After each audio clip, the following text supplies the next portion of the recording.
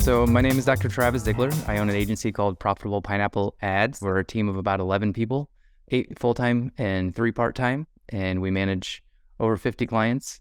And then we have a couple other things. We help launch services as well. So we help brands launch from scratch, and we have done about 120 of those in the last year as well.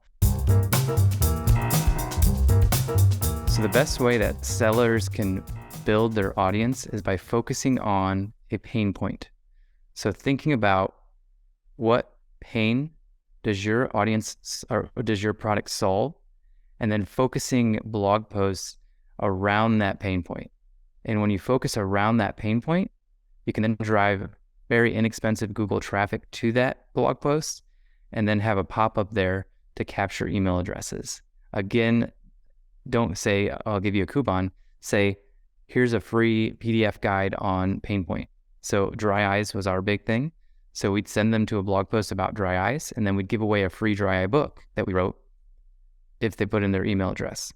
And that simple strategy of focusing on a pain point, driving Google Ads traffic to it, because most Google Ads and most Amazon PPC for that matter, focus on product-based keywords, eyelid wipes, and not product-based keyword or problem-based keywords like dry eye.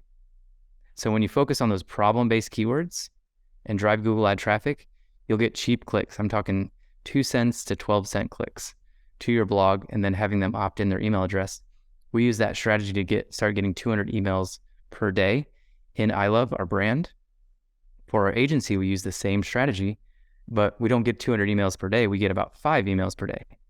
And the difference is ticket cost. So our average order value for I Love is $25 to $30. Our average order value for the agency is $10,000 to $20,000. And so we don't need to get 200 leads a day. We only need to get 5 leads a day to make it worth it for us for that advertising. Which platform is best for building your audience? And all you need for this is a simple place to put a blog. I use Shopify. And so we use the Shopify blog in that platform. You can use WordPress. You can use WooCommerce, whatever you're using for blogging. And then the second part of that is the second software that we use Klaviyo. And if you're going to be in the e-commerce space, Klaviyo is by far the best. We've tried ActiveWeber, we've tried MailChimp. Klaviyo is by far the best to integrate with Shopify. It's kind of the best in that area because you can do so much with it when it's connected to your Shopify store. And so once we got them on the blog on Shopify, we then got their pixel. So Facebook pixel still works now. It probably won't work at the end of 2023, but at the beginning of 2023, when we record this, it does still work.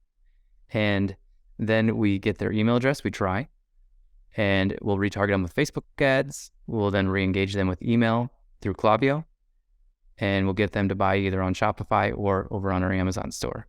So we just use simply Shopify and Klaviyo to do all that. Building emails and building your audience, your list is the most important asset that you can do as a business owner. You can make sales on Amazon all day long, but if you're not building an email list, your business is built on sand.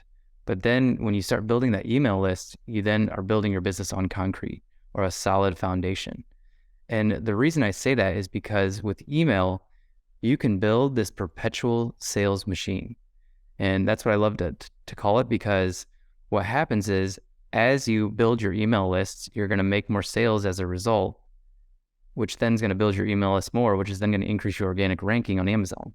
So what we did is we'd focus on building our audience on our blog and making sales on Amazon with Amazon PPC.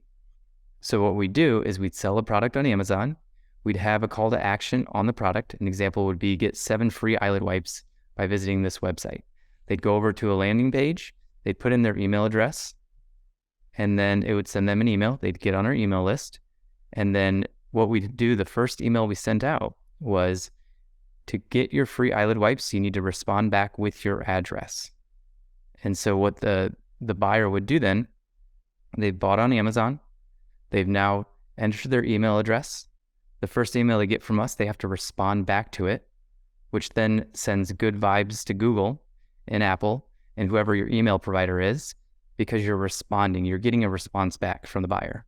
And then when that happens, your emails are going to show up more in the inbox instead of the promotional or the social, the tab.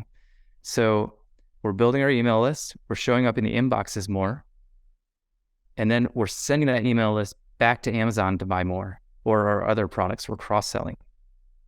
But the goal is we just keep providing them value around that pain point. So most of the time people come to us for dry eye, we'll then send them to a blog post about the best eye drops. Then what is dry eye? What causes dry eye? What is the best dry eye treatment? Do prescription eye drops work? So we're just consistently driving them or giving them value, and they look for our emails then. And then when they go over these blog posts, it talks about our products as well. So then they go over to Amazon and buy even more. So when you start doing this, you'll start to get one email a day. Let's just start simple. You'll get one email a week. And then it will start to be one email a day, and then maybe 10 a day, and then 100 a day, then 200 a day. And it will eventually keep escalating out. As this is happening, you're sending more people to your blog, and then you're sending more traffic, external traffic to Amazon, which Amazon loves. And then it's repeating over and over again. So you're pushing this big boulder up the hill at first, and then you'll get to the top of the hill eventually. And then it just creates this perpetual sales machine where you consistently email the audience. We email once a week or once a day, depending on what brand. People will get sick of your emails sometimes. And if they unsubscribe, that's great. If it doesn't matter though, because we email more, and we'll continue to email until our perpetual sales machine stops. We do this with the agency. You'll get an email from me pretty much, I'd say 3 to 5 times a week, and it works. And so don't be afraid to email. That's the biggest mistake we see with sellers, is they just don't like to email. We actually just onboarded a client. They had an email list of 70,000 emails, and they weren't emailing them. And so we took it over for them, and all we did was start a weekly email, and it dramatically increases external traffic, of course, and then also increased organic rank and sales too. The most common misconception with building an audience is that it's not worth it. A lot of people will drag their feet when it comes to building an audience because they don't feel like they're getting a return right away on it. And it's hard. Quite honestly, it's hard. People have trouble with building an audience because it's not as easy as trying to make that first sale on Amazon. And you have to figure out and test a lot more. You have to test different lead magnets. You have to test different messages in your email. You have to test different blog posts to see what's gathering more email addresses for you or not. And so the key thing is just to keep testing, but people just think it's too difficult to do. But it is the number one asset that you can build for your business. And a lot of people think that email marketing is dead. I think it's coming back even stronger than ever, but it's never been dead. It works incredibly well. And it has withstood the test of time. It's been around for ages. And just think about something as simple as like Facebook chat messengers or Facebook Messenger chatbots. How long were those around? They were around for like a hot minute. It was like a year they were really hot, and then they died because Facebook made changes. An email list you own. You own that email list. It is yours, and you can take it. Let's say you get kicked off Klaviyo, you can take it over to MailChimp. And so it's an asset that you actually physically own, and no one can take it away from you.